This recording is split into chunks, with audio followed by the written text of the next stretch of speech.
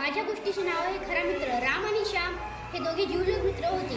एके दिवशी ते एका जंगलातून जात होते. जाता जाता त्यांना अस्वल दिसला. श्याम पटकन झाडावर चढला, पण रामला झाडावर चढणे येत नव्हते. पण त्याला एक युक्ती सुचली. त्याला आठवले,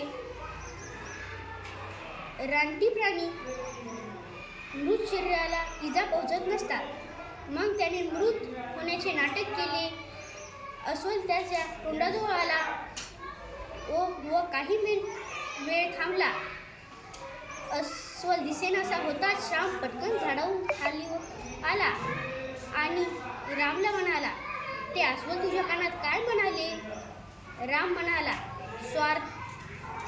अस्वल म्हणाला, स्वार्थी मित्रांपासून नेहमी दूर राहा. या गोष्टीतून आपल्याला हे बोध कळायला मिळतो, संकटाच्या वेळी जो मित्र कामी पडतो तोच खरा मित्र असतो. धन्यवाद.